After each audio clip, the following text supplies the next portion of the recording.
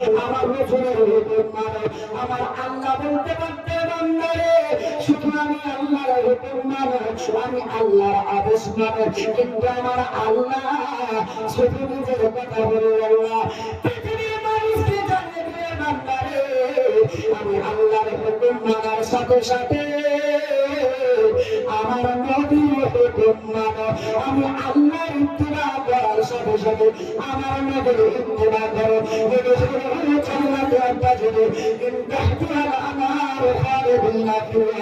তাহলে তোমরা জান্নাতে প্রবেশ করবে। কোন জান্নাতে?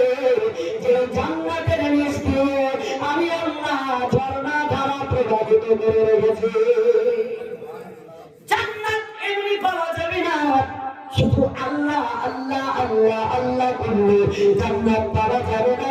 নামাজ পড়লে শুধু জান্নাত পাওয়া যাবে না, হজ করলে শুধু জান্নাত পাওয়া যাবে না। কেন আপনাদেরকে বলে দিব শোনান, আমার আল্লাহ আমার নবীকে কত ভালোবাসে। আমার আল্লাহ বলেন লাউলা কালামা আবহাওয়া তোরা বলবা হাবিব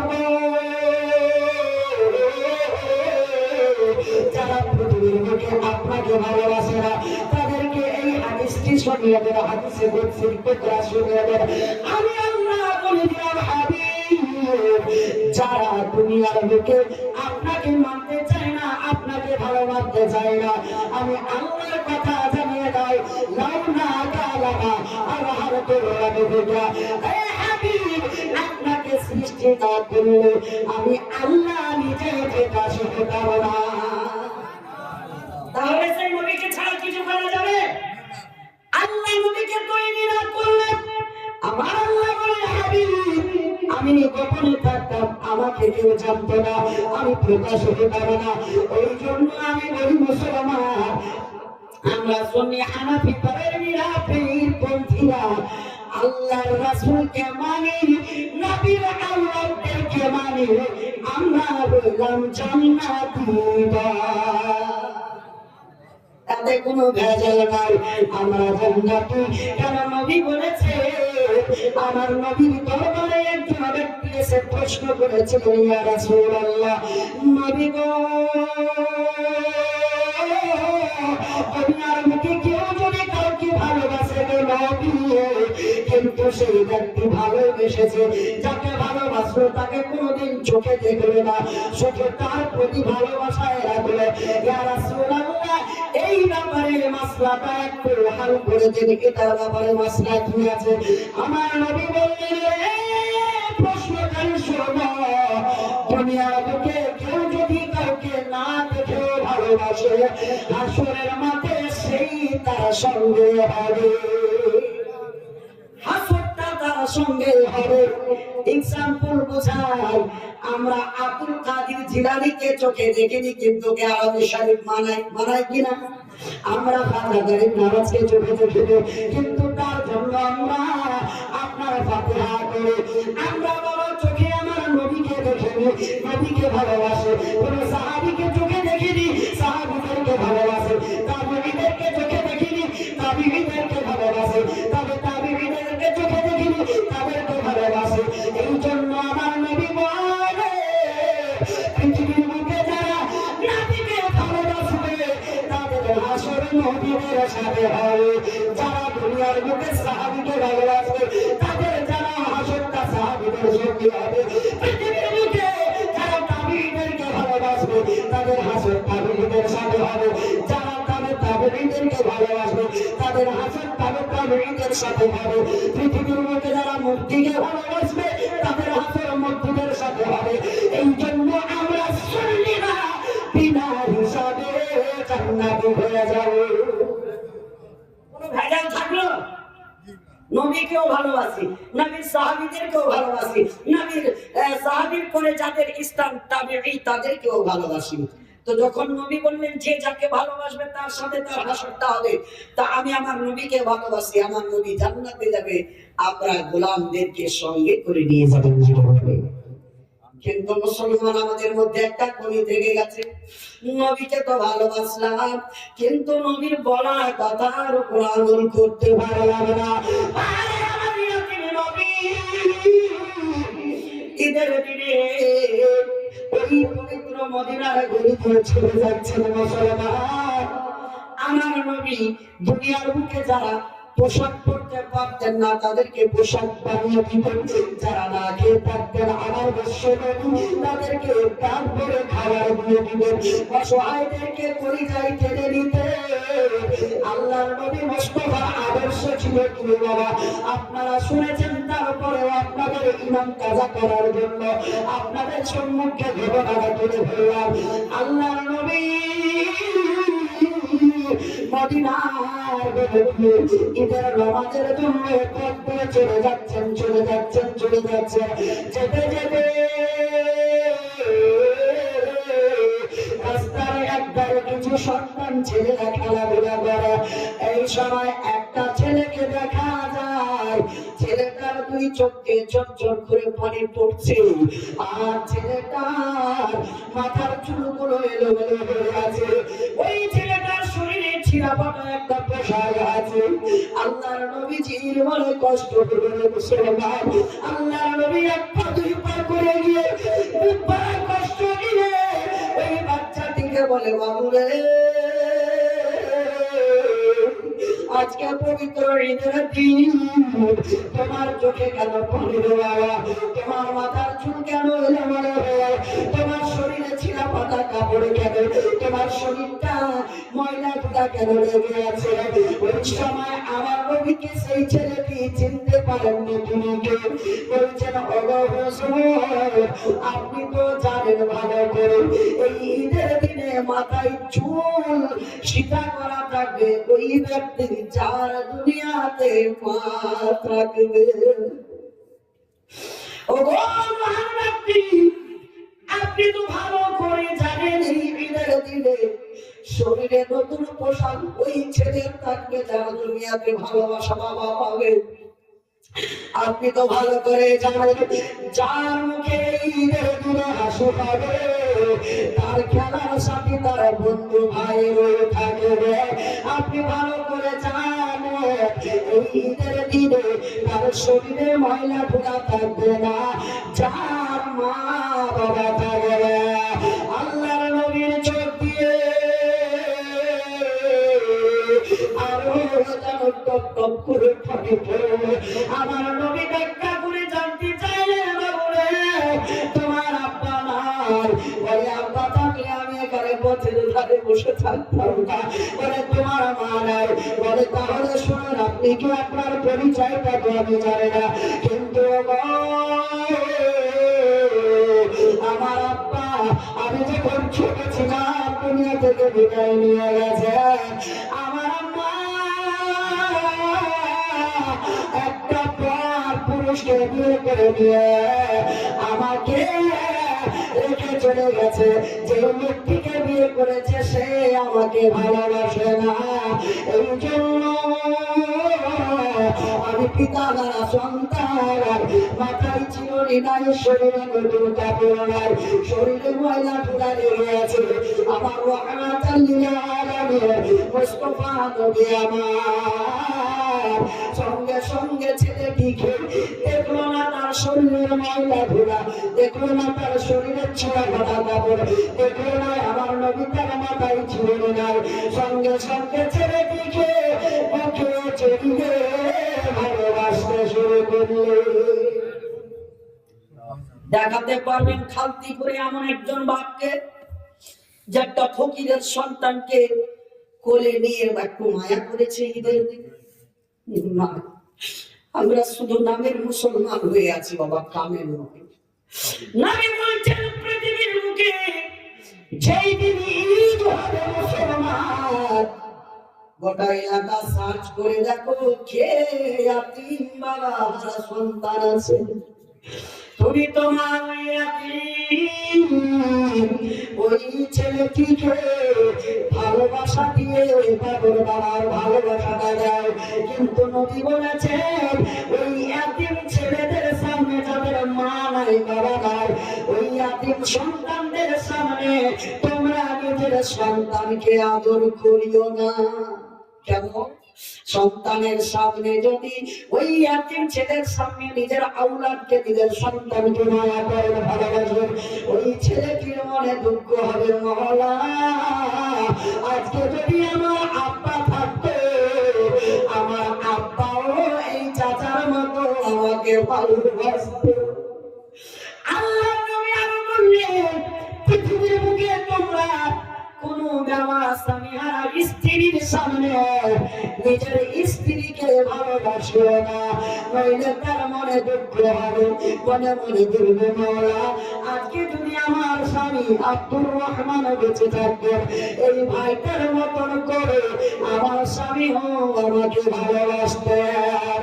এই জন্য নবী বললেন, উম্মতেরা একজন ছেলে যদি এতিম থাকে তোমার এলাকায়, তোমার ছেলেকে যে পোশাকটা কিনে দেবে ঈদের দিন সে পোশাকটা টোকাবে তুমি কিনে দাও। একজন যদি স্বামী হারা মহিলা এলাকায় থাকে, তোমার স্ত্রীকে যেমন পোশাক কিনে দিবে সেই রকম দেওয়া, নারীকেও সেই দামের মতো কাপড় কিনে দেবে। কিন্তু আজকে আমরা মুসলমান যাকাতের কাপড় বিতরণ করি, সিস্টেমটা কেমন আমি বলে দিই। আপনি কাপড় বিতরণ করেছেন, আপনি ফিতরায় যেদিন আদা করেছেন সেদিন আপনাদের এদিকে লুঙ্গি এবং কাপড় বিতরণ করে কি? আপনার কাপড় আল্লাহর কাছে গ্রহণযোগ্য নয়, আপনার লুঙ্গি আল্লাহর কাছে গ্রহণযোগ্য নয়। এবার বলবেন মাওলানা কেমন? আপনি ঈদের দিন কালিয়াচকে সব থেকে যেটা ভালো সুপার পাওয়ার মার্কেট, সেখানে গিয়ে নিজে লুঙ্গি কিনেছেন, লাট্টু লুঙ্গি না হলে পাকিজা, আর এক গরিব ভাইকে দেওয়ার জন্য সামান্য 250 টাকার লুঙ্গি কিনেছ। মুফতিয়ানি কেরাম বলেন তোমার যাকাত শুধু দেওয়া হয়েছে, কবুল হয়নি। আপনাদের মসজিদের যোগ্য আলিম বসে আছেন, এক মুসলমান তুমি যেটা নিজের জন্য পছন্দ করবে অন্য মুসলমানের জন্য তুমি সেটা পছন্দ করো। কিন্তু আমরা মুসলমান নিজে পড়বো 900 টাকার লুঙ্গি আর গরিব ভাইকে দিব 250 টাকার লুঙ্গি। এই জন্য মুফতিয়ানি কেরাম বলেন তোমার এই সদকা কবুল হবে না, শুধু লোক দেখানো হবে। এ বেরাদার মুসলমান, আপনি যদি একটা শাড়ি কিনেন কারোর জন্য, দেওয়া নারীদের জন্য, তাদের মা বাবা নাই ওই মতো মা বোনদের জন্য, আমি আপনাদেরকে বলি মুসলমান নবীর হাদিস মোতাবেক আপনার স্ত্রীকে 600 টাকার শাড়ি কিনে দিয়েছে, 20 জনকে দেওয়ার লাগবে না, 5 জনকে দেন। আপনার স্ত্রীর জন্য, মায়ের জন্য, বোনের জন্য যেই দামের শাড়িটা কিনেছে আরো 5টা বাবাকে সেই দামের শাড়ি কিনে দে। কিন্তু আমরা কি করছি? নাম কামানোর জন্য কাপড় বিতরণ করি, গাঠরির গাঠরি কাপড় নিয়ে আমার বেটে যাচ্ছি। আর इमाम साहब थोड़ा ऐलान कर दीजिए, हम 150 साड़ी लाए हैं, सब औरतों को बांटेंगे, बोले ना? है मुसलमान, আল্লাহ রাসূলের হাদিসের দিকে লক্ষ্য করো, তোমার শুধু দেওয়া হচ্ছে, কাজ হয় না। আমার আল্লাহ সবথেকে বেশি ইবাদতের মধ্যে কোনটাকে পছন্দ করেন জানেন? রোজাটাকে।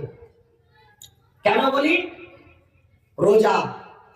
রোজাটা এই জন্য আল্লাহ বেশি পছন্দ করেন যেহেতু আমার আল্লাহর নবী তিনি হাদিসের মধ্যে, হাদিসে কুদসির মধ্যে জানিয়ে দিয়েছেন, হাদিস একটা আলাদা আর হাদিসে কুদসি আলাদা।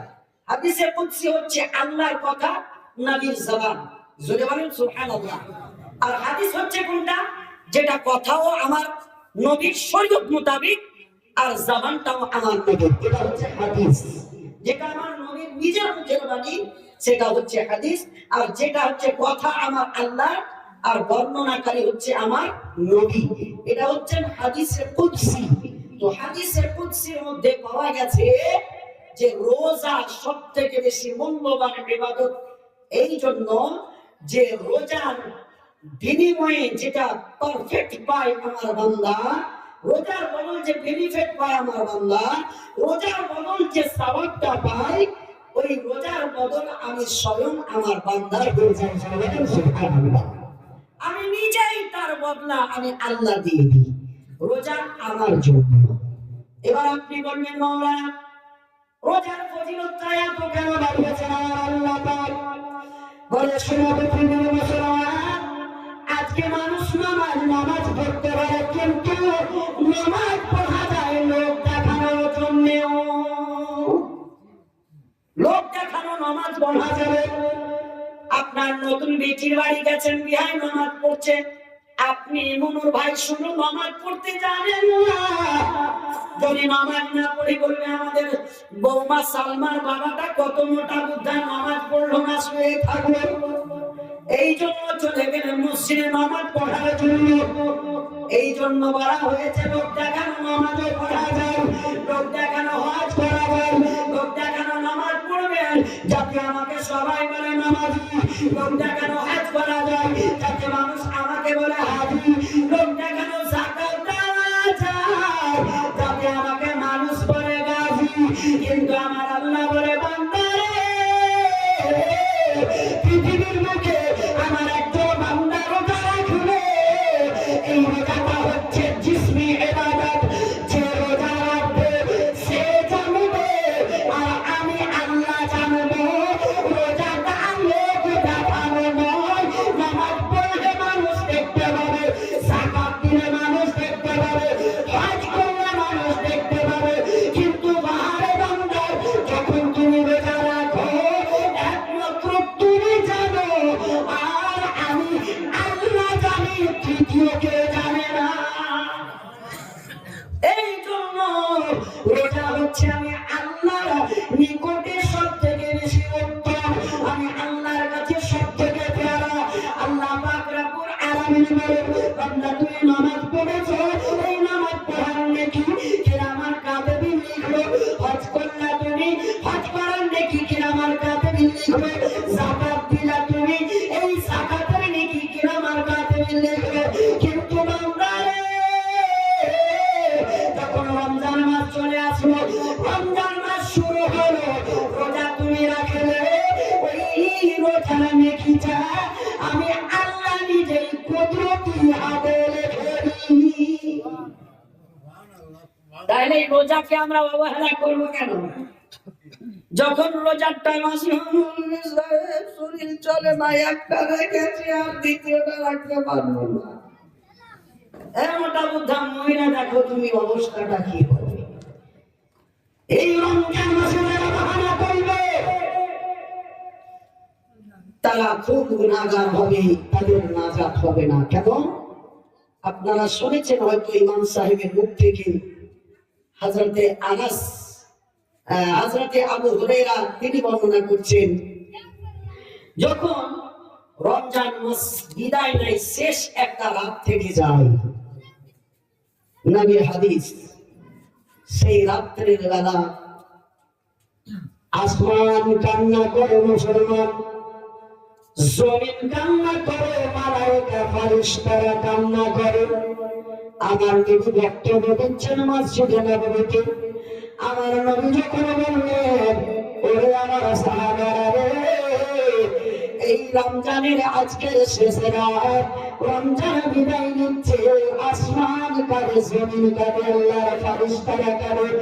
প্রশ্ন করলেন একজন সাহাবী, ইয়া রাসূলুল্লাহ, নবী গো,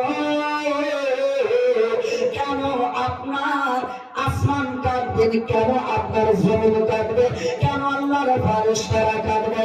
বলে শোনো রে আমার সাহাবীরা, শুনো শুনো, এই রমজানে আমার গুনাহগার উম্মতের নাজাত হচ্ছিল, এই রমজানে আমার উম্মতের মাগফিরাত হচ্ছিল, এই রমজানে আমার আল্লাহ বান্দাকে জাহান্নাম থেকে দূরে রাখছিল।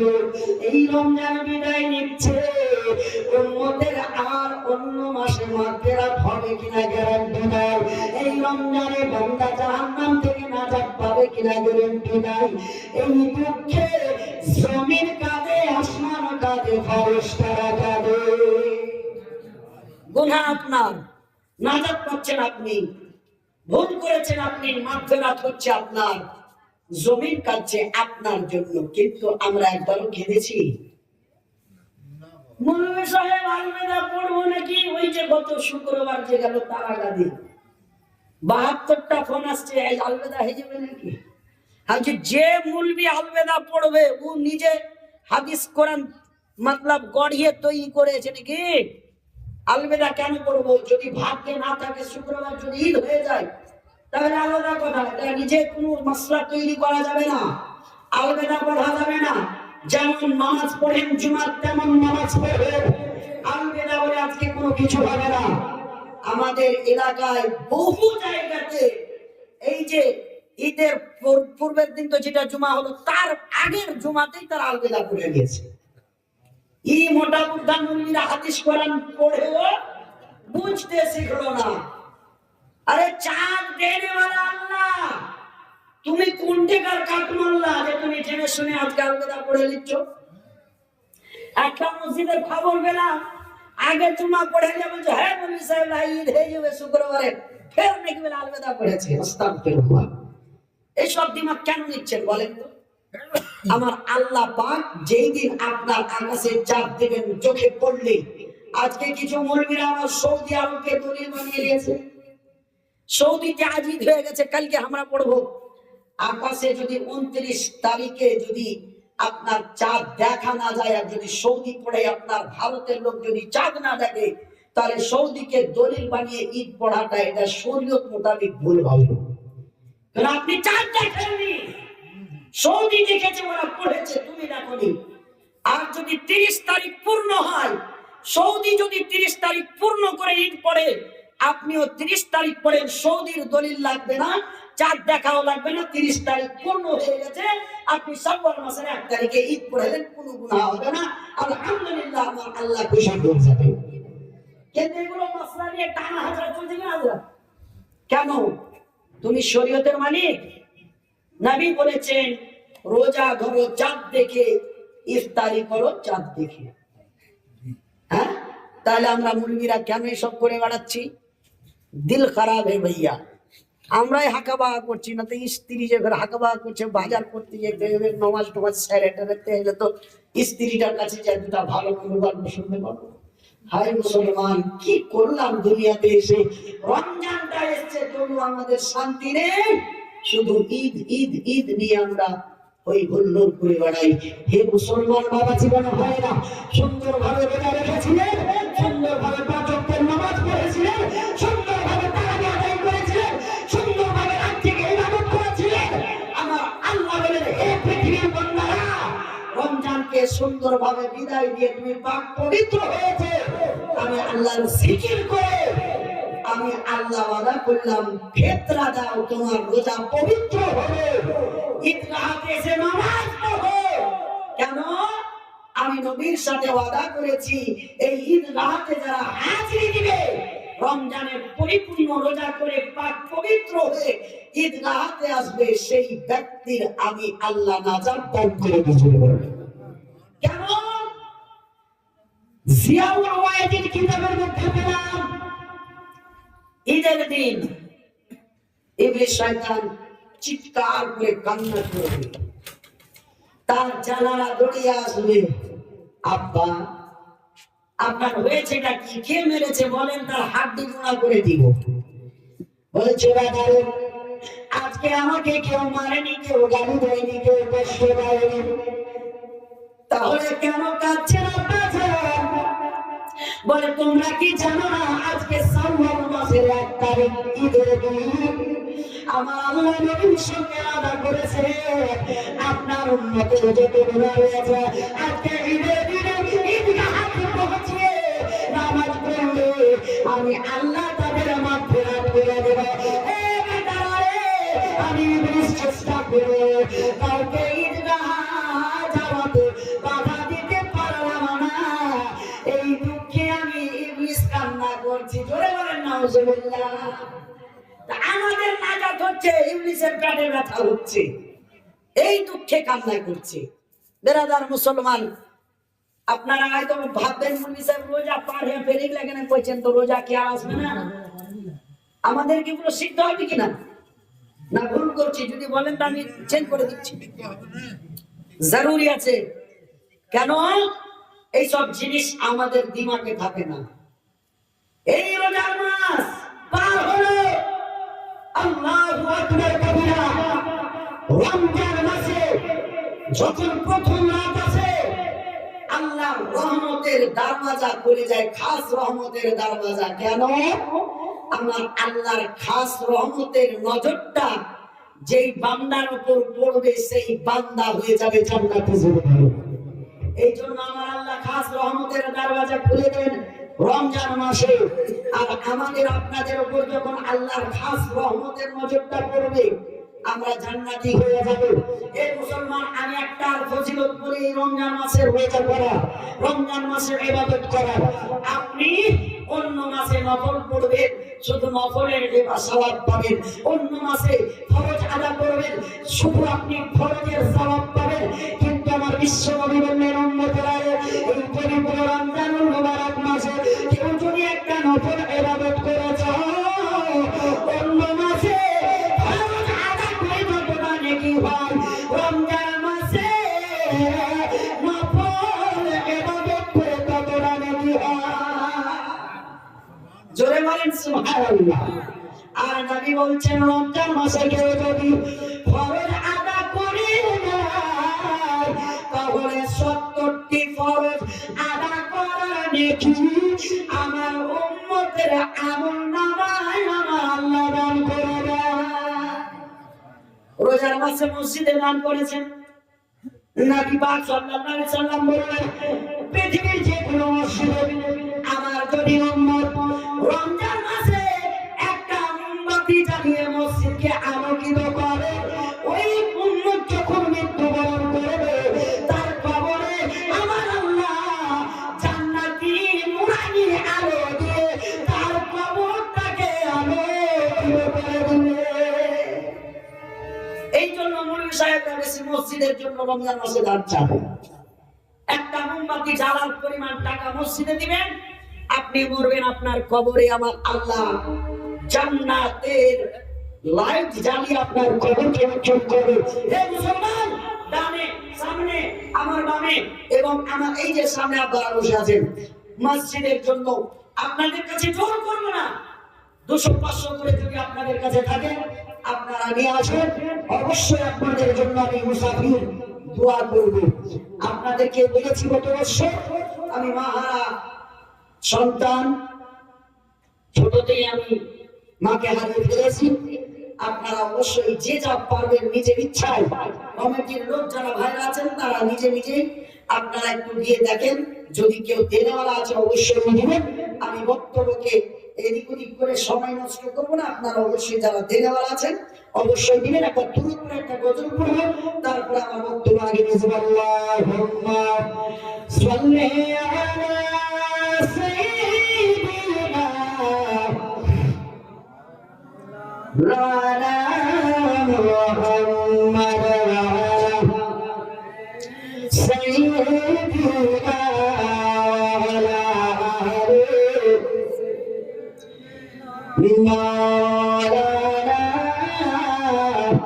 মুহাম্মাদ নূর নবী যেই মুজিজা নূর নবী যেই মুজিজা দেখিয়ে গেছেন ধারা হাবিবা হাবিবারা নূর নবী যেই মুজিজা দেখিয়ে গেছেন ধারা হাবিবা হাবিবারা।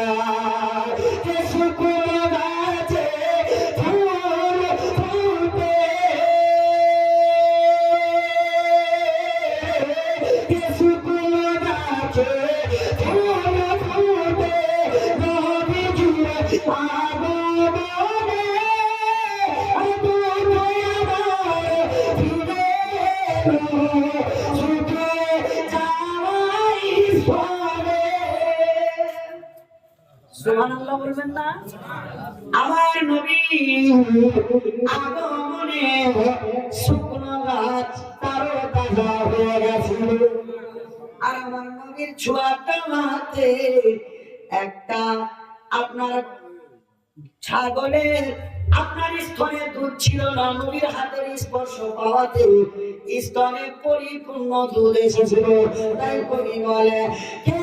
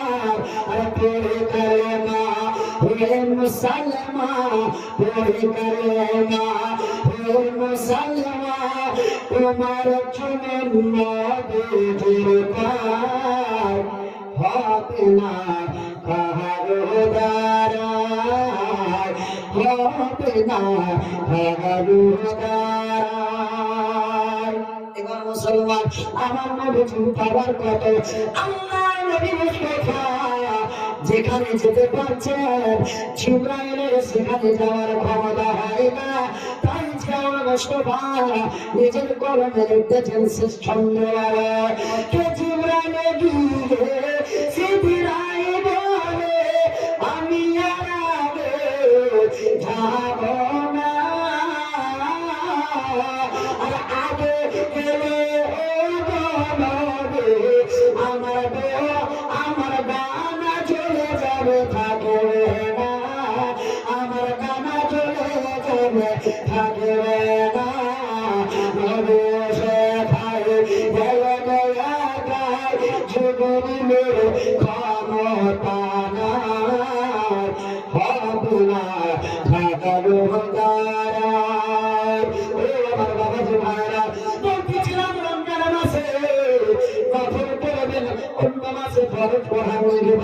রমজান মাসে ফরজ আদা করবে, 70টি ফরজ আদা করার সওয়াব আল্লাহ আপনার আমল নামায় দিয়ে দেবে। আর আমার মা কানারে রমজান মাসে তুমি তোমার স্বামীর যদি সুন্দরভাবে খিদমত করো, আসিয়ার সঙ্গে জান্নাতে যাবে। আসিয়া নামাজ পড়ে জানে কি যত, মারিয়াম আলাইহিস সালাম নামাজ পড়ে জানে কি যত, পৃথিবীর বুকে খালতিপুরের সরজমিনে তুমি একজন স্ত্রীর স্বামীর খিদমত করলে আসিয়ার নেকি করার মতো নেকি, আসিয়ার ইবাদত করা নেকি আমার আল্লাহ আপনার আমল নামায় দিয়ে দিবে। রোজার দিনে আমার মা কানারা স্বামীর সঙ্গে ঝগড়া করা বন্ধ করে না। আল্লাহর নবী আরো বলেন উম্মতেরা, যেই ব্যক্তি এই রমজান মাসে মা বাবাকে পেল, ওই ব্যক্তি মা বাবাকে যদি ভালোবাসে এই রমজান মাসে ওই ব্যক্তি জান্নাতি হয়ে যাবে। এবার মুসলমান এই রমজান মুবারকের ফজিলত বয়ান করতে গিয়ে আপনাদেরকে আরেকটু বলি, আপনি রোজা ধরেছিলেন, রোজার মাসে বিছানায় শুয়েছিলেন, বিছানায় শুয়ে ডান কট ঘুরছেন বাম কট ঘুরছেন, হঠাৎ করে ইমাম সাহেব আযান দিচ্ছেন, আসরের আযান, আল্লাহু আকবার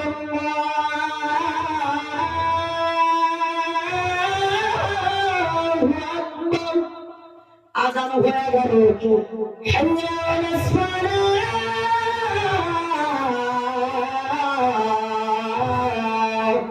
নামাজ জান্নাতের জন্য আসো আইয়াল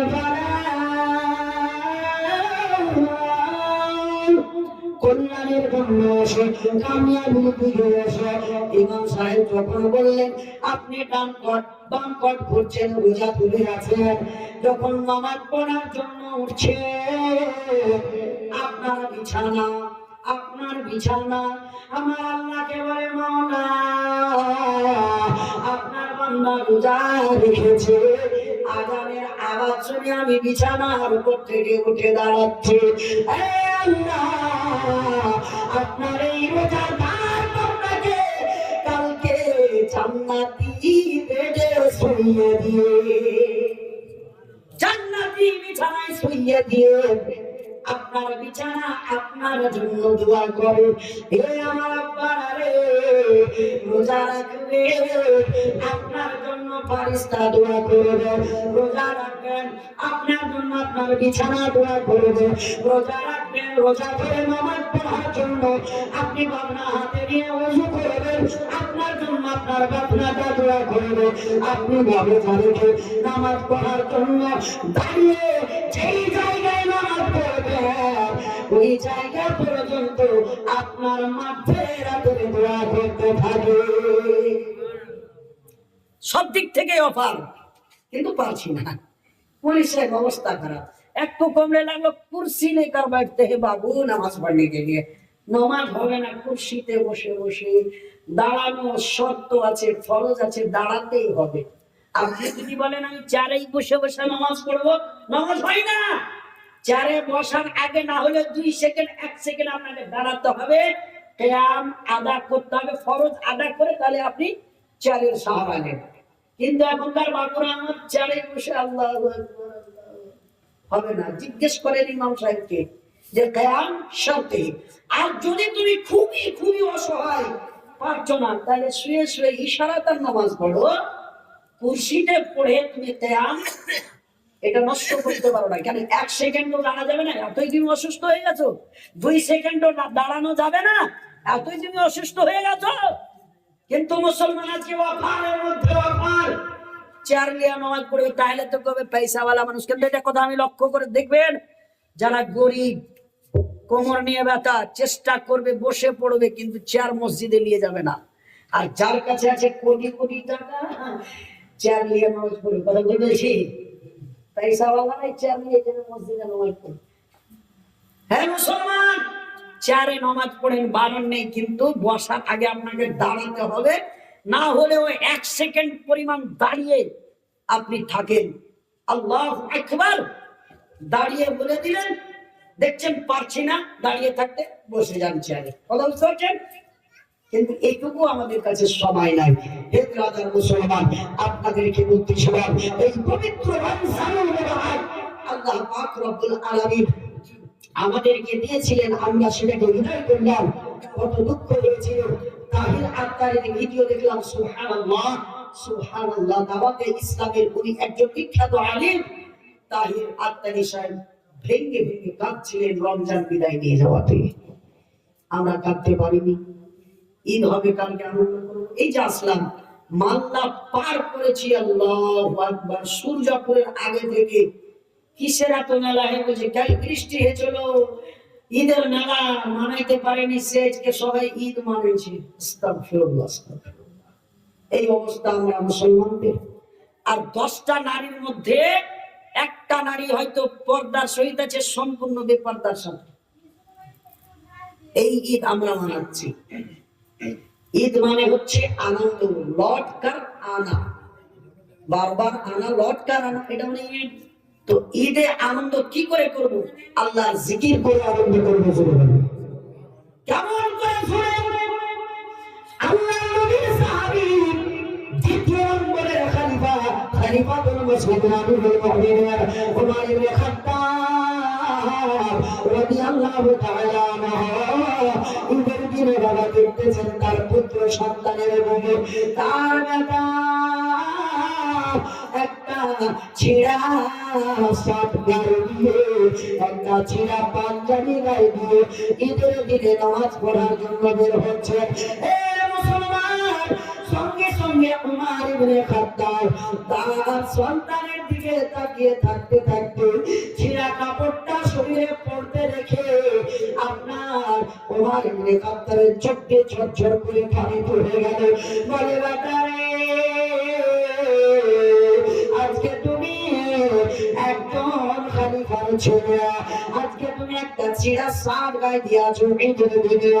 আমার মন বলে তোমার যারা সাথী বন্ধু আছে বেটা, তোমার বয়সের ছেলেরা তোমার দিকে দেখলে তারা টিটকারি মারবে, হাসি মজাক করবে, তোমার মনটা দুঃখ হবে।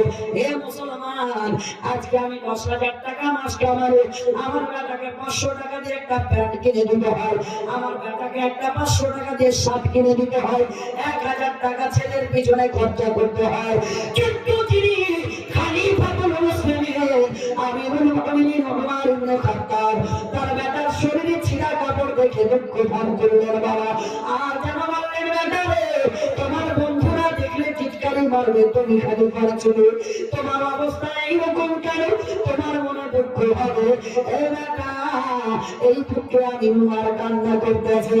দেখেন বাবা, উমরের ছেলে কি বলে, বলেন আব্বা जान, दिल तो उसका टूटता है जिसका बाप जिस पर नाराज रहता है।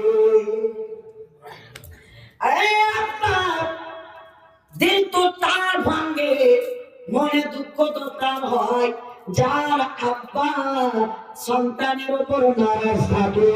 আব্বা গো, আপনি আমাকে ভালোবাসেন, আর নবী বলেছেন যে সন্তানকে বাবা ভালোবাসলো তাকে আমি নবী ভালোবাসবো, আল্লাহ ভালোবাসবে। बाप की राजी पर अल्लाह राजी होता है। बाबा राजी থাকলে সন্তানের উপর আল্লাহর নবী রাজি, আল্লাহ রাজি। ওমর ইবনে খাত্তাবের বেটা বললেন আব্বা, আমার দিলে দুঃখ হবে না, হবে না, আপনি রাজি, আমার আল্লাহ রাজি, আমার নবী রাজি। আমি ওমরের বেটা সবাইকে বলবো আমার আব্বা আমার উপর রাজি আছে, আমার কোনো দুঃখ নাই। এ ব্রাদার মুসলমান, আজকে আমাদের ছেলেরা এই কথাটা কি বলবে? बापूती राग को राजी से बोले कहना रे बेटा, बोले आगे जो 60 की ना दिली ना है, तो তাহলে বেটা বুঝতে পারছি যে আমার বাপলা ঠিকই রাগ করে আছে, কিন্তু বাপের হালত বাপ জানে, তুই কি জানিস রে বেটা? হ্যাঁ, উমর ইবনে খাত্তাবের বেটা কি সুন্দর একটা জবাব দিলেন, শিক্ষামূলক একটা কথা বললেন কিনা? কিন্তু আমি আমার বাপকে বলতে পারবো আব্বা রাগ করে আয় না, তো কাপড় কিনে দিলেন না আমাকে। আরে তুই কাপড়া কিনিস নি, বলছে আমার বাপটা খুব হারামি হে, বলবে না? বাস্তব কথা বলছি। ওদের বাপ ওকে নয়া নয়া কাপড়া কিনে দিলে, আমাকে দিলে না, তো হার বাপ কাহা ফের ভালো হলো। এই তো আমাদের ছেলেদের অবস্থা। ঈদের দিনে আমরা মনে করলাম ইফতারি নিয়ে বসে গেলাম, ইফতারি করলাম, আমরা নাজাত পেয়ে নিলাম, রোজা ধরলাম, সেহরি খেলাম, নাজাত পেয়ে নিলাম। ঈদের দিনে উমর ইবনে খাত্তাব ঘরের ভিতরে, ঘরের দরজা লাগিয়ে টুকরে টুকরে কান্না করতেছে বাবা। উমর ইবনে খাত্তাবের বাড়ির পাশে গিয়ে নবীর একজন গোলাম হেঁটে যাচ্ছিলেন, উমরের কান্নার আওয়াজ তার কানে আসলো। ঈদের দিনে কেমন কান্না, ঈদের দিনে কেমন এমন কান্না, চোখের পানি কেন? উমর ইবনে খাত্তাব, কেন আপনি কান্না করছেন? এইদিকে বাবা সবাইকে ডেকে নিয়ে এসে বললেন আমাদের খলিফা আমিরুল মুমিনিন উমর ইবনে খাত্তাব কান্না করতেছে। ওই সময় দরজা খুলতে বললেন, উমর ইবনে খাত্তাব দরজা খুলে দিলেন। দরজা খুলে দেওয়ার পরে বলেন, আপনি হলেন খলিফা, আপনি হলেন খলিফা, আপনি কেন কান্না করতেছেন? আজকে ঈদের দিনে কেমন কান্না করা, আজকে ঈদের দিনে কেমন দুঃখ, কেমন কষ্ট। হযরতে আমিরুল মুমিনিন বলেন ঈদ মানে আনন্দ। আমি নামাজ পড়লাম, তারাবি পড়লাম, 5 ওয়াক্তের নামাজ আদায় করলাম, রোজা রাখলাম, ফিতরা দিলাম, এই সবকিছু যদি আল্লাহ কবুল করে থাকে তাহলে হবে আনন্দ। আর যদি আমি তোমার আমার আল্লাহ যদি এগুলো কবুল না করে নবীর গোলামেরা, এটা ঈদ হবে না, ঈদ হবে অর্থাৎ দুঃখের দিন হবে।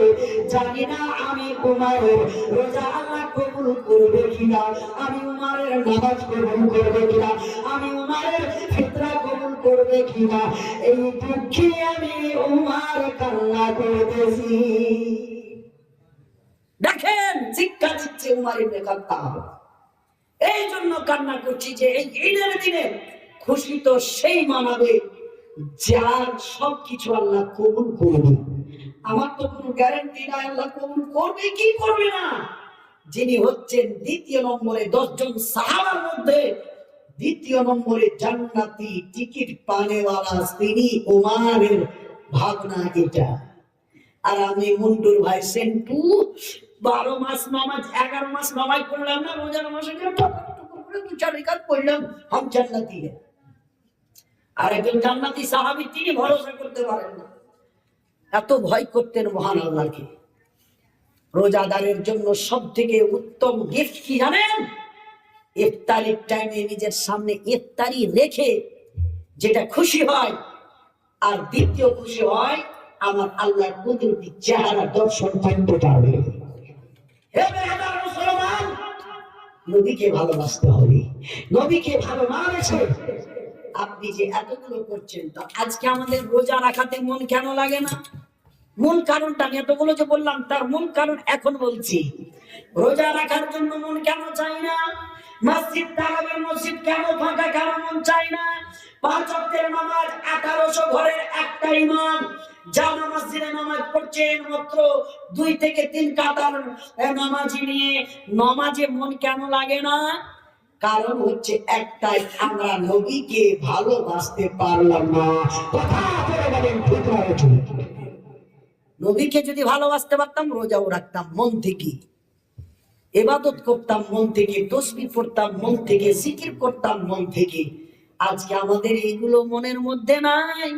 আমাদের মধ্যে ঝগড়া আছে, হানাফি দিওয়ান্দি শাফি কে এ কে ও কে ও, এসব নিয়ে ঝগড়া চলছে না? काहे उस पीर का मुरीद हमारे मोहल्ले में आएगा चांदा करने के लिए, बोले ना? बोल हे मुसलमान, আমি আপনাদেরকে বলি আপনার পীর আপনাকে জান্নাতে নিয়ে যাবে না। আপনার পীরের ক্ষমতা নেই আপনাকে জান্নাতে নিয়ে যাওয়ার। জান্নাতে আপনি যেতে পারবেন যদি আপনার পীরের কথা মতো ইবাদত যদি করেন, তাহলে জান্নাতে যাবেন। पीर की बोलेছিল যে बेटा मुरीद होने के बाद गांजा टानते रहो।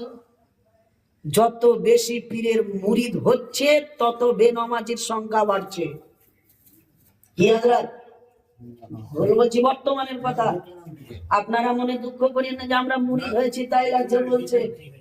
চারোं तरफ की यही हालत है। পীর সাহেব কি বলেছিল যে তুমি নামাজ পড়িও না। পীর সাহেব ওয়াদা করায় কি নামাজ পড়বি, দুনিয়ার মুখে ভালো মতো চলার চেষ্টা করতে হবে, সৎ পথের পথিক হতে হবে।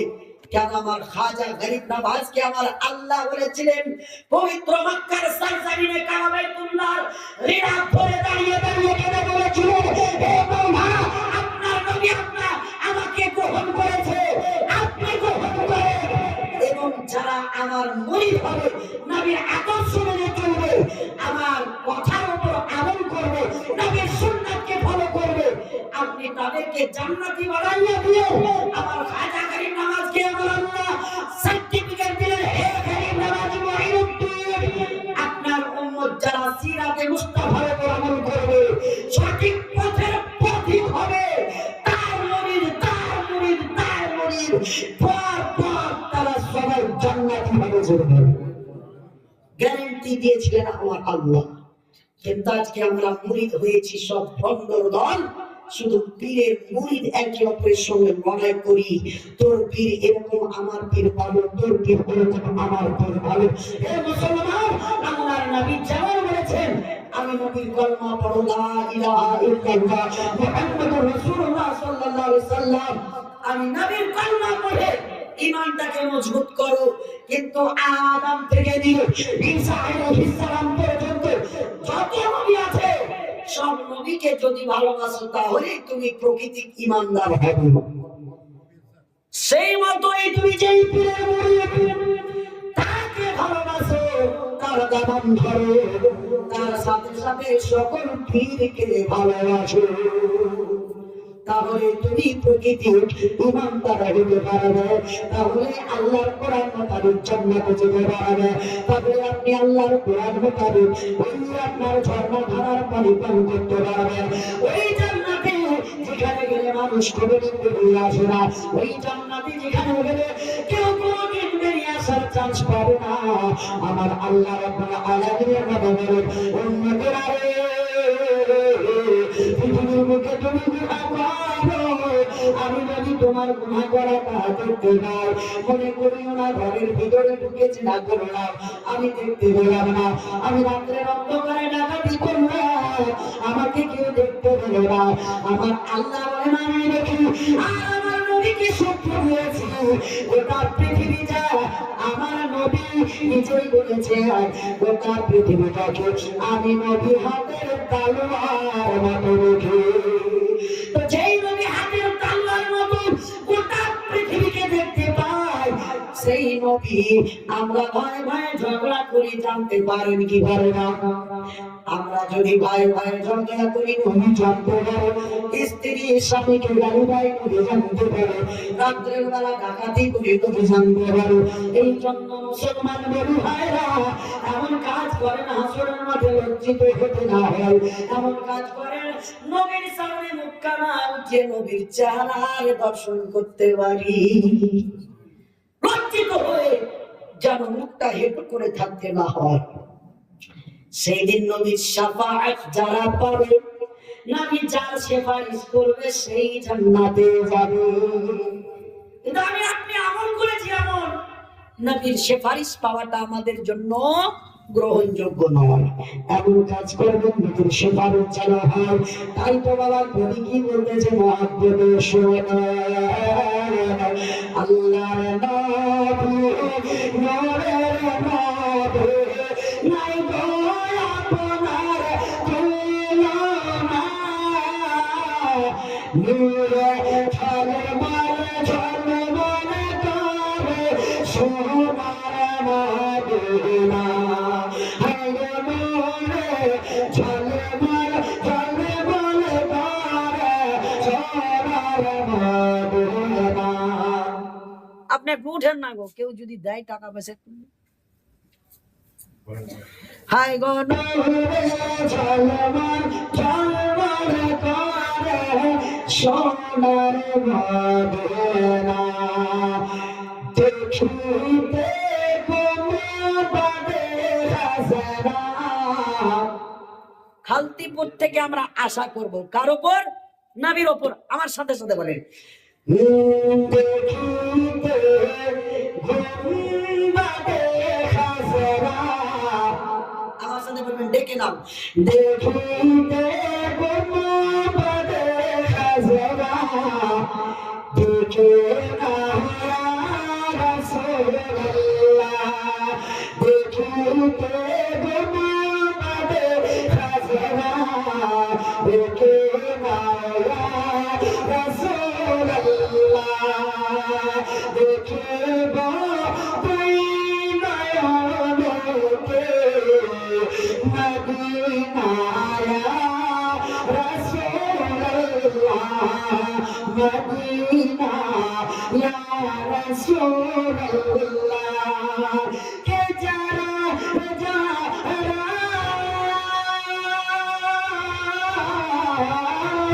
যারা যারা নবী পাকে রওজায় হাজিরি দিল, শাফাআত আসবে তাদের আপন, শাফাআত আসবে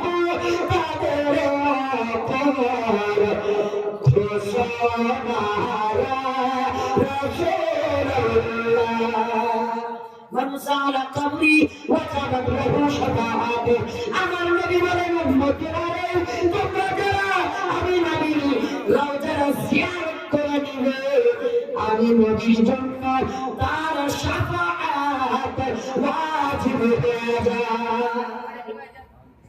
ব্রাদার আমার আব্বারা ভাইরা আমার যুবক ভাইরা মারুলের তরফ থেকে 500 করে আসতেছে আল্লাহ সকলের নামকে কবুল করে আমার সম্মানে। চাচা শেষ হয়ে যাবে চাচ্ছেন কোথায়? আচ্ছা সুবহানাল্লাহ সুবহানাল্লাহ আলহামদুলিল্লাহ। আর একজন আমার আব্বা দান দিয়েছেন 500 টাকা। আল্লাহ কখনো করিয়েন না তার মাকে খাবা আল্লাহকে আপনার উদ্দেশ্যে করেছেন না তাকে তুমি কবুল করো পাক সুবহান। আর একজন দিয়েছেন খুবই যদি আমার মনে দিয়ে থাকে আল্লাহ তাকে করিও না কখনো বলি আমার একটা নানি আছে ওকে যদি মজা করে খালি করে দেয় বুড়ি শুনো বাপরে এত থাকবে যে আমার কোনখান জায়গা বুড়ি বুড়ি লাগছে আমার মা বোনেরা আপনারা সত্যি বুড়ি বললে কেনে রাখবেন না বলেন তো জান্নাতে যখন যাবেন তখন আপনি বুড়ি হয়ে যাবেন না তো একদম টানা টান চাড়া হয়ে যাবেন একবারে 18 বছরের হয়ে জান্নাতে যাবেন তাহলে টেনশন কোন জায়গা? এই দুনিয়াতে আমরা বুড়া করছি বুড়ি করছি কিন্তু জান্নাতে কেউ বুড়া বুড়ি থাকবে না আলহামদুলিল্লাহ। সবাই স্ট্রং বয় স্ট্রং গার্ল হয়ে থাকবে কাল কেউ আপনার বুড়া বুড়ি থাকবে না। তবে আল্লাহ মুসলমান যারা জানা নবী পাকে রোজায় হাজিরি দিল নবীকে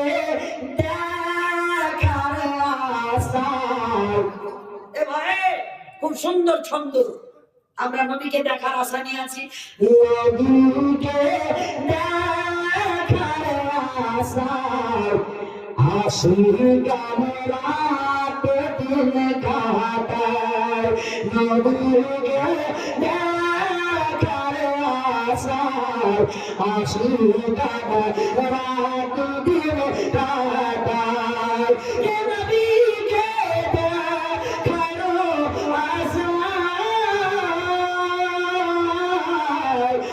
সুগানা রাত দিন কাটায় স্বপ্নেতে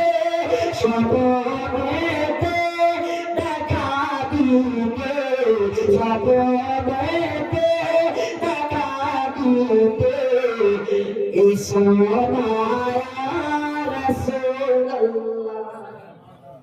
একবার জোরে বলেন আমিন। দুনিয়ার বুকে কেউ বেঁচে থাকা অবস্থায় আমার নবীকে যদি স্বপ্নে দেখে নাও ওই ব্যক্তি হলো জান্নাতি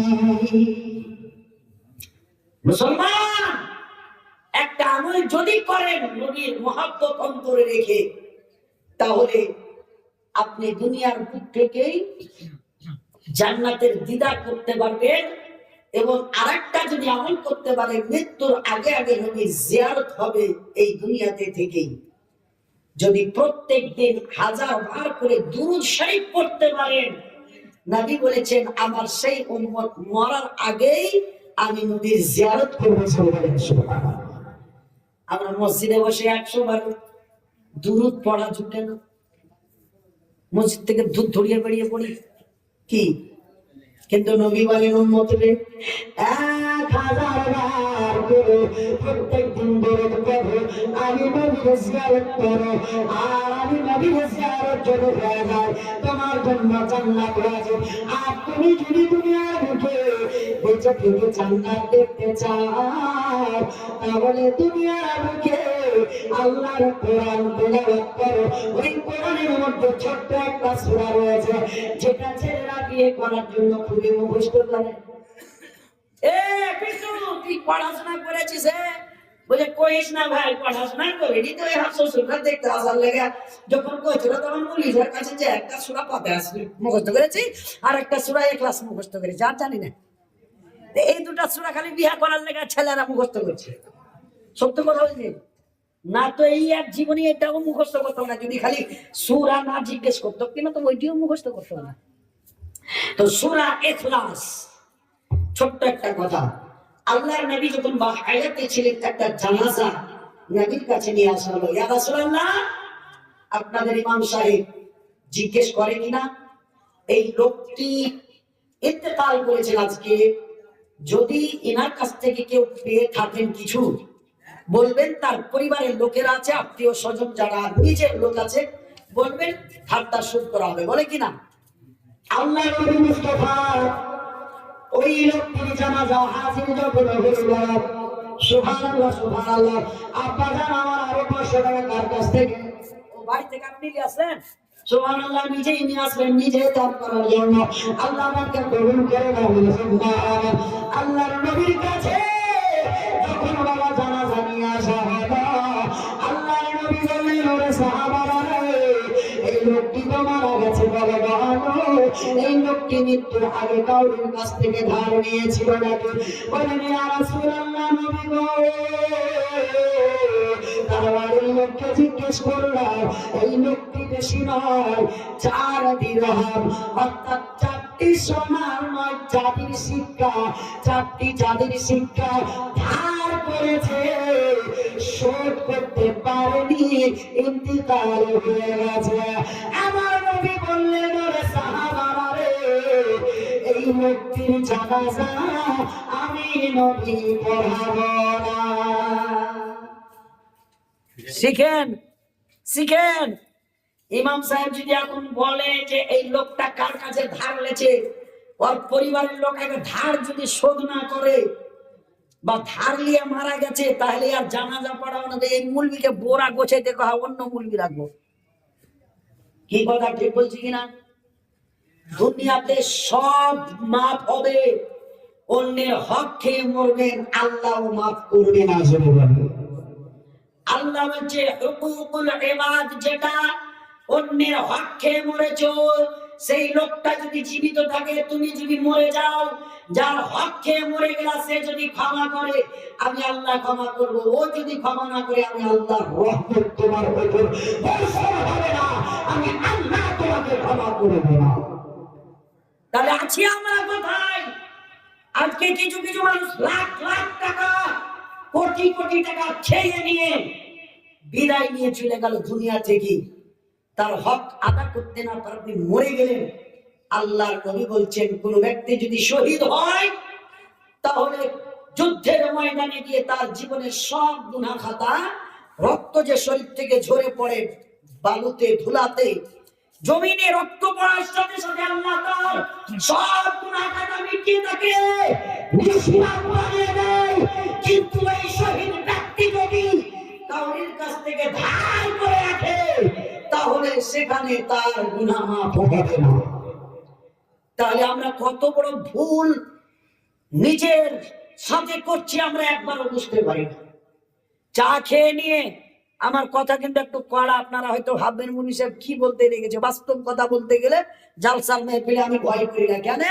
আজকে কিছু কিছু মানুষ আছে, দোকানদার একদিকে কাপ ধুছে চায়ের, এইদিকে পিন্টু কি করছে, লট করে কাপটা রেখে ফুট করে দোকান থেকে পাইয়া, নাহলে 5 টাকা বেঁচেছে সে আমার, ওকে আর দিতে হবে না, এই 5 টাকায় আমি সিগারেট নিবো না বিড়ি নিবো। হ্যাঁ পিন্টু তুই টাকা দেয়, তোকে টাকা দিয়ে গেল না, তুই দেখিস নি টাকা দেয়নি, উল্টে মিথ্যা কথা বলেছে। এইসব গুনাহ কখনো মাফ হবে না, এইসব গুনাহ কখনো মাফ হবে না।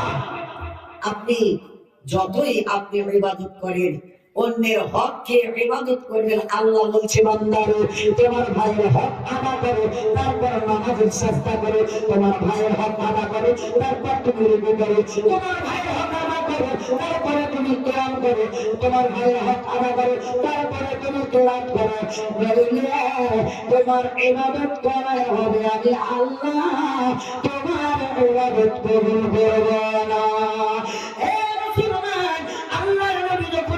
এই লোকটার জানাজা আমি পড়াবো না, কারণ অন্যের কাছ থেকে ধার নিয়ে ইন্তেকাল করে গেছে, আমি তার হক আদা করব না।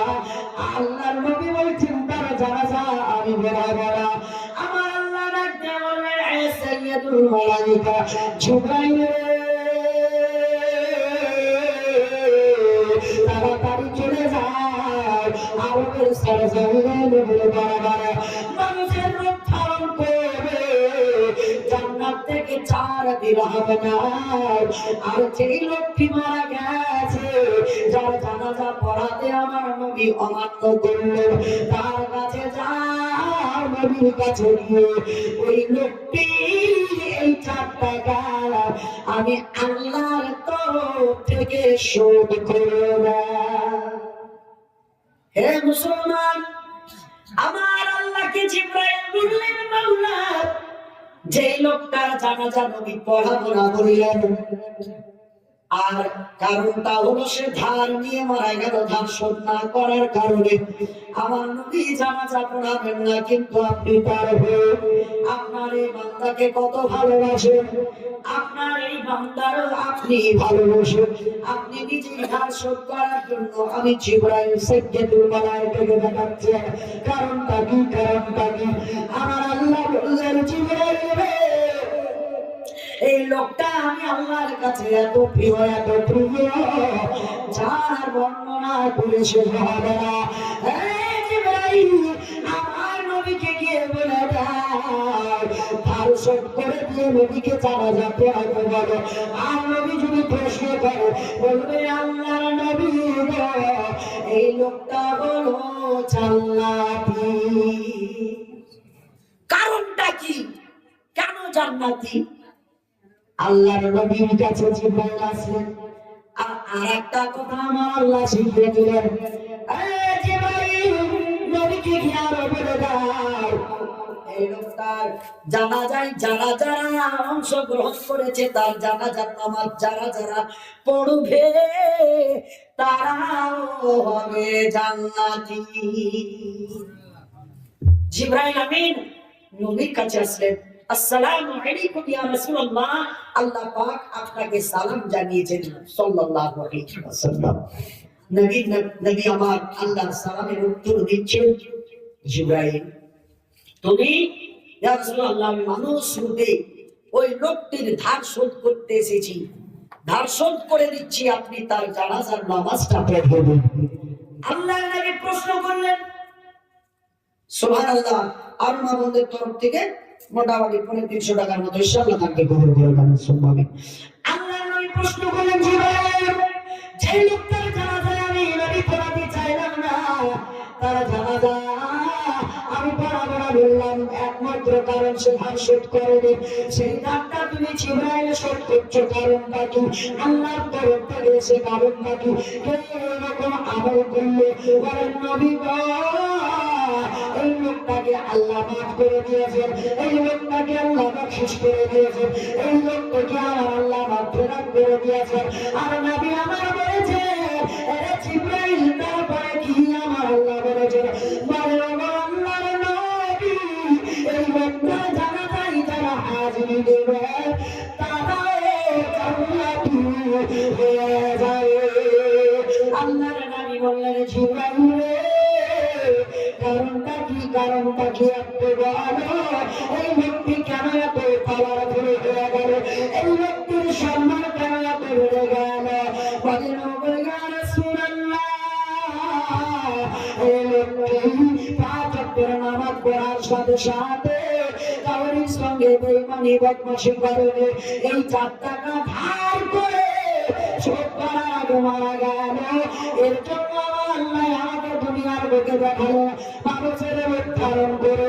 কারণটা হলো এই জন্য আমার আল্লাহর কোরআনে একটা সূরা আছে, এই সূরার নাম হলো সূরাতুল ইখলাস। এই সূরাটি আল্লাহর এই বান্দা কাজ কাম যেখানে থাকে শরীর পাক থাকলে এই সূরাটি বেশি বেশি পাঠ করতে।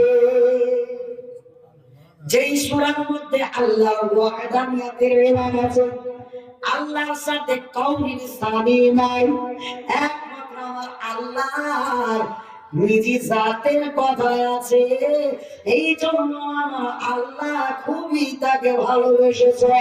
এই সূরাটি আপনার উম্মতেরা যদি ডেলি বাই ডেলি পড়ে মৃত্যুর আগে একবার না একবার আমার আল্লাহর জান্নাতের দিদার করবে। কিন্তু এই সিরাকে আমরা ইস্তেমাল করি কোনটা? শ্বশুর আব্বার সামনে। তারপরে আর ভুলে গেছি, আর মুখস্থ নাই। এ যুবক, তোমার এই ফুল প্যান্ট টি শার্ট, তোমার এই আব্বাজি নাকি আপাচি বলে নাকি এইসব কাজ দিবে না। সেই দিন তুমি বুঝতে পারবা যে কেন বিয়ে করার জন্য খালি সুরাটি মুখস্থ হয়েছে। আজকে আমরা মুসলমান, আল্লাহর নবী মুস্তাফার গল্প কথাগুলোকে শুনলাম, আমল করলাম না। আপনাদের গ্রামে জলসা হয় না প্রতি বছর? আর সব থেকে বড় জলসা হয় খালতিপুর মাদ্রাসাতে, বৎসরে 10টা-12টা। তো মৌলভী সাহেব নাকি দাড়ির বক্তব্য দেয় না। দাড়ি কই মুসলমানের মুখে? এই দাড়ি যে আমরা কাটছি এর ব্যাপারে বক্তারা বলতে বলতে বলতে খেঁচতে গেল, ঠকে গেল, কিন্তু মুসলমান এখনো শুধরিল না। আমি বলবো, আমার কথা শুনে একটু হাস্যকর লাগবে। এখনকার ইয়ং ছেলেরা যারা বিয়ে করেনি তারা বলবে দাড়ি ছাড়বো, হে কেউ বিয়ে করবে? এই হয়তো দাড়ি ছাড়ে না। কিন্তু আপনি যে নাতি আছে, পোতা আছে, স্ত্রী আছে, আপনি কেন দাড়ি ছাড়েননি? আবার বিয়ে করবেন মনে আছে নাকি? মুসলমান নবীর সুন্নতকে একটু ফলো করেন। নবী বলছেন, যারা আমার একটা সুন্নাতকে ফলো করলো তাদের আমলনামায় 100টি শহীদের সওয়াব আল্লাহ আমলনামায় লিখে দেয়। জোরে বলেন 100টি শহীদের শহীদ। যারা শহীদ হয়ে গেলে আল্লাহ তাদের জীবনের গুনাহ খাতা মাফ করে দেয়। সেই ধরনের 100 জন শহীদের সওয়াব আল্লাহ আপনার আমলনামায় লিখে দেয়। কিন্তু আমরা আমাদের সুন্নতের কুরবানি করছি রাত দিন, সকাল সন্ধ্যা 24 ঘন্টা। আর বলছি মোদি যদি থেকে এসছে ভারতে শান্তি হারিয়ে গেছে, বলি না? अरे मोदी को पहले देखना, पहले अपने आप की तरफ देखो। কেন ভুলে গেছেন নবীর জামানায়? আল্লাহর নবীর জামানায় একজন সাহাবী যদি দাঁড়িয়ে ছিলেন, ওই একজন সাহাবীর সঙ্গে মোকাবিলা করার জন্য 10 জন কাফির থরথর করে কেঁদেছে। আজকে 10টা হিন্দু 100টা মুসলমানকে মারছে, অত্যাচার করছে। কাউরির ক্ষমতা হয় না হিন্দুর বিরুদ্ধে দেশ করার, কাউরির ক্ষমতা হয় না কাফিরদের বিরুদ্ধে কথা বলার। আরে মুসলমান, ঈমান যদি মজবুত থাকতো, নরেন্দ্র মোদীর ক্ষমতা হতো না, অমিত শাহের ক্ষমতা হতো না, আপনার কেন যোগী আদিত্যনাথের ক্ষমতা হতো না, দুনিয়ার কোন ভগবানের উপর আপনার ক্ষমতা হতো না। আমরা মুসলমানদের উপর আক্রমণ করবো কেন? আমরা আমাদের ইমান যদি বুঝতেও না পারি কতটা মজবুত, তারা দেখতে পাচ্ছে মুসলমান আস্তে আস্তে দুর্বল হয়ে পড়তেছে। তারা দেখতে পাচ্ছে কেন মুসলমান রাজ করত পৃথিবীর মধ্যে, শুধু ভারতে নয়, ইতিহাসের পাতা খুলে দেখেন মুসলমান গোটা বিশ্বে বাদশাহী করতে হতো না। আমার খাজা গরিব নওয়াজ একা মুসলমান, কয়েকজন মুরিদ আপনার মুসলমান হয়ে গোটা রাজস্থানে বড় বড় বাদশাহ, রাজস্থান এর মানে জানেন, সেখানে বেশি রাজা বসবাস করত, এই জন্য রাজস্থান বলা হয়। বুঝতে পারছেন? হিন্দুস্তান কেন বলা হয়? হিন্দুর বসবাস, তাই হিন্দুস্তান। পাকিস্তান এই জন্য বলা হয়, সেখানে মুসলমানরা বসবাস করে, তাই পাকিস্তান বলা হয়। স্থান মানে জায়গা, পাক মানে পবিত্র। বুঝতে পারছেন তো? হে ব্রাদার মুসলমান, আমার খাজা গরিব নওয়াজ যখন বাবা বক্তব্য দিত, হাজার হাজার মানুষ আমার গরিব নওয়াজের কলমা পড়ে মুসলমান হবে। কম নিয়ে নয়, নারদ নিয়ে নয়, পিস্তল নিয়ে নয়, লাঠি নিয়ে নয়, আল্লাহ ওই খাজা গরিব নওয়াজ কলমা পড়িয়ে মানুষকে মুসলমান করলেন। বাবা আমার কথা বলতে গিয়ে একটা কথা মনে পড়লো বাবা, আমরা গরিব নওয়াজের দিবানা যখন তিনি পবিত্র মসজিদ তৈরি করার জন্য রাত্রে অন্ধকারে জ্বালাবে দোকানে চাল কিনতে পাঠিয়েছিলেন নিজের মরদকে। দোকানদার বলেছিলেন, ফকির বাবার মরদ, তোমাকে যদি চাল বেচে দিই আমাদের দোকান চালিয়ে ছাড়কার করে দিবে রাজা পৃথিবীরাজ। আমরা আপনাকে চাল দিতে পারবো না, চাল দিতে পারবো না।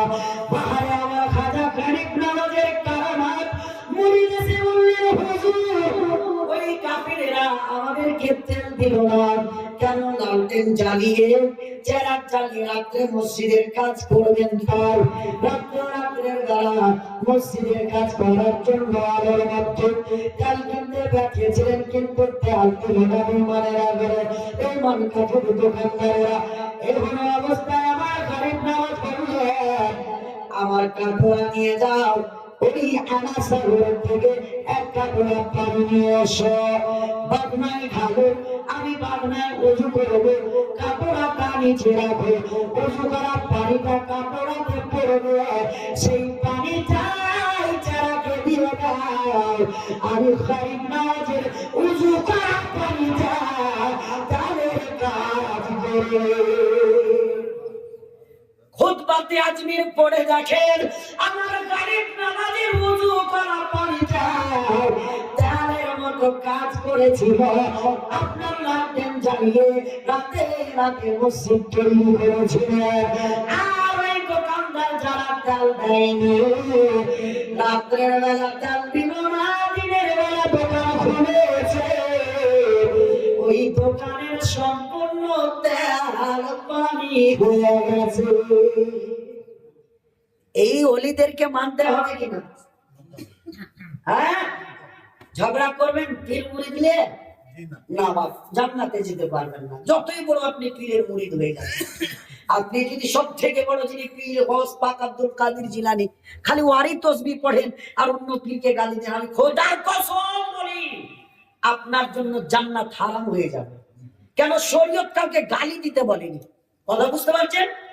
কিন্তু আমরা মুসলমানরা হয়েছি এখন হিটলার। আমি মৌলানা আইয়ুব বলছি আমার চাইতে আর বড় বক্তা কে আছে? না। যখন শ্রোতার সামনে বসবেন মনে করবেন আমার সবাই ভাই বাপ, আমরা সবাই বাহাদুর। এটা অহংকার থাকেন না যে আমি বলছি তো আমি বড়, আপনারা আমার থেকে ছোট। এই গোমানে আমরা থাকলে হবে না।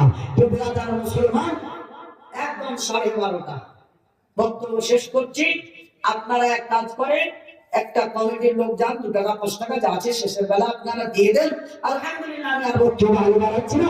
একবার তোমার করে দুটি করে মন্ত্রী বেঁধে করে আমি শেষ করবো। আল্লাহুম্মা সাল্লি আলা সাইয়্যিদিনা ওয়া আলা আলি সাইয়্যিদিনা سيدنا مولانا محمد। বক্তব্য দিচ্ছি আর রহমতের একটা খবর আপনার মুহাব্বতের খবর। আমার ছোট বোনের বেটি হলো মেসেজে আমার স্ত্রী বলল, জোরে বলেন না আল্লাহু আকবার, আল্লাহর রহমত নাজিল হয়েছে। কেন? হযরত মুসা আল্লাহকে বলেছেন মওলা বান্দার প্রতি আপনি কত খুশি হন, আর যখন খুশি হন বান্দাকে আপনি কি দান করেন। আমার আল্লাহ বলে মুসা আমি বান্দার প্রতি যখন রাজি হই আমি আমার বান্দার মাঝে আমি আল্লাহ বৃষ্টি দান করি। সুবহানাল্লাহ বলুন। মৌলভী সাহেব কম ভেজাল হে বৃষ্টির কেনা আমরা ঈদ পড়েছি মসজিদে, এটা ভেজাল মনে করেছিলাম আমরা। কেন? আল্লাহ বলেন বান্দার প্রতি রাজি হইলে বৃষ্টি হয়, রহমত নাজিল হয়, বৃষ্টির রহমত নাজিল হয়। নবী মুসা আবার প্রশ্ন করলেন, মাওলা আপনি বান্দার প্রতি ওর থেকে বেশি খুশি হলে আপনি বান্দাকে কি দান করেন? বলে আমার বান্দার প্রতি ওর থেকে একটু বেশি খুশি হলে আমার বাড়ি আমি আমার বান্দার বাড়িতে মেহমান পাঠিয়ে দিই। জয় বলেন না সুবহানাল্লাহ। কিন্তু বৃষ্টি হলে আমাদের মন খারাপ, মেহমান আইলেও মন খারাপ। কিন্তু শ্বশুর বাড়ি যা তুমি মেহমানি করছো তোমাকে খুব ভালো লাগছে, তোমার বাড়ি তোমার সালা সালি সাড়ু চলে এলে তোমার মন খারাপ। আল্লাহ বলছেন বান্দার উপর রাজি হলে বান্দাকে বৃষ্টি দিয়ে দিই, আর একটু খুশি হলে আমি বান্দার কাছে আপনার তার বাড়িতে মেহমান পাঠিয়ে দিই। নবী মুসা বললেন আল্লাহ তার থেকে বেশি খুশি হলে আপনি বান্দাকে কি দান করেন? আমার আল্লাহ বলেন মুসাবে আমার বান্দার উপরে যখন খুবই খুবই খুবই খুশি হয় আমার বান্দার বাড়িতে রহমত বেশি দান করি। बेटी रहमत बनकर आती है और बेटा किस्मत से मिलता है। বুঝতে পারছেন? বেটা কিসমতে পাওয়া যায়, ভাগ্যে পাওয়া যায়, কিন্তু বেটি স্বয়ং আমার আল্লাহর রহমত হয়ে দুনিয়ায় আপনার বাড়িতে আসে। তাহলে বেটিকে কখনো দুঃখ দেবেন না। কেন? আল্লাহর নবী বলছেন হে হে কারুকি রহমত বেটি হে কারুকি রহমত सरकार जानते किसको मिले जन्नत कि तुम अपनी बेटियों को हरगिज़ ना बोझ समझो। तुम अपनी बेटियों को हरगिज़ ना बोझ समझो।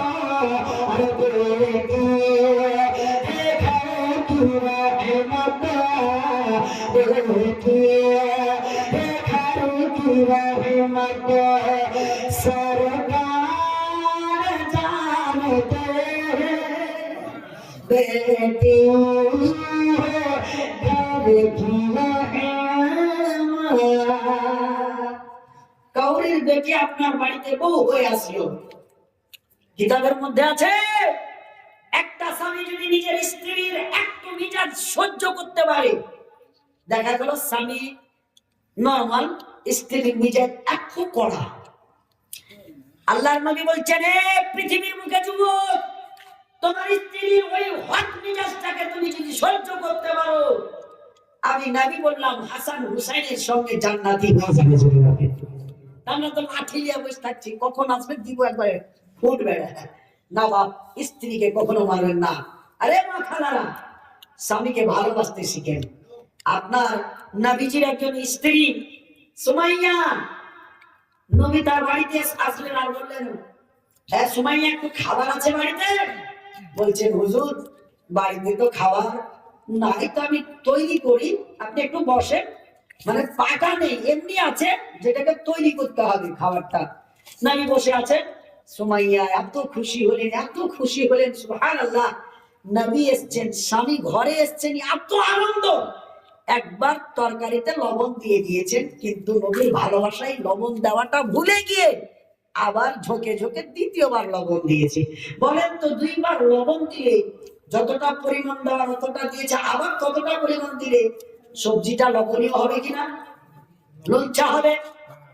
তো আল্লাহর নবীকে এত ভালোবাসতেন তিনার স্ত্রীরা, সুবহানাল্লাহ, মুহাব্বতে ভুলে গেছে কবার লবণ দিলাম। আল্লাহর নবীকে রুটি দিয়েছেন আর শেষ তরকারি দিয়েছেন খেতে। আল্লাহর নবী খাচ্ছেন, মনে মনে হাসছেন, আল্লাহ আমার স্ত্রী আমাকে এতই ভালোবাসে যে ভালোবাসতে বাসতে এতটাই ভালোবেসে এতটাই পাগল হয়েছে, লবণটা বেশি দিয়েছে তাও জানে না। আল্লাহর নবীকে বলছেন হুজুর ও আমার মাথার তাজ, তরকারিটা কেমন হয়েছে আতা? আল্লাহর নবী বলছেন আলহামদুলিল্লাহ, খুবই ভালো হয়েছে।